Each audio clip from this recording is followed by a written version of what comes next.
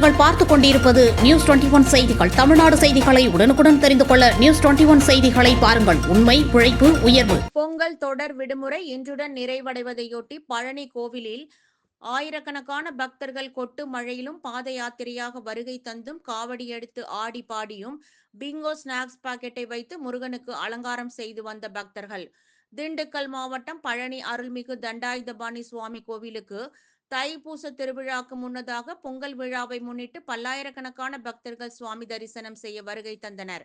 இதன்படி பொங்கல் தொடர் விடுமுறை இன்றுடன் நிறைவடைவதையொட்டி கோவை, ஈரோடு, திருப்பூர், திண்டுக்கல் என பல்வேறு மாவட்டங்களில் இருந்தும் பல்லாயிரக்கணக்கான பக்தர்கள் பாத யாத்திரையாக பழனி கோவிலுக்கு வந்து சேர்ந்தனர். இதனால் கிரிவீதியில் காணும் இடமெங்கும் பக்தர்கள் கூட்டமே தென்பட்டது. அடிவாரம் பாத விநாயகர் கோவிலில் நேற்று இரவு முதல் மழை பெய்து வரும் நிலையில் பக்தர்கள் நனைந்தவாறே பக்தர்கள் சுவாமி தரிசனம் செய்துவிட்டு குடமுழுக்கு வழியாக மலை ஏறினர். மலை கோவிலில் அருள்மிகு தண்டாயுதபாணி சுவாமியை தரிசனம் செய்ய நீண்ட வரிசையில் பக்தர்கள் காத்திருந்தனர்.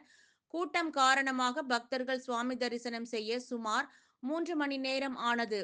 மேலும் பாத யாத்திரையாக வந்த முருக பக்தர்கள் குழுவினர் பொங்கல் விழாவின் பூக்களின் விலை அதிகரித்துள்ளதால் வித்தியாசமான முறையில் பிங்கோ ஸ்நாக்ஸ் பாக்கெட்டையே முருகனுக்கு அலங்காரமாக மாற்றி வந்திருந்ததை ஏராளமான பக்தர்கள் பார்த்து சென்றனர். பக்தர்களுக்கு வேண்டிய குடிநீர், சுகாதாரம், விரைவு தரிசனம் ஏற்பாடுகளை திருக்கோவில் நிர்வாகம் செய்திருந்தது. நியூஸ் 21 செய்திகளுக்காக பாலமுருகன்.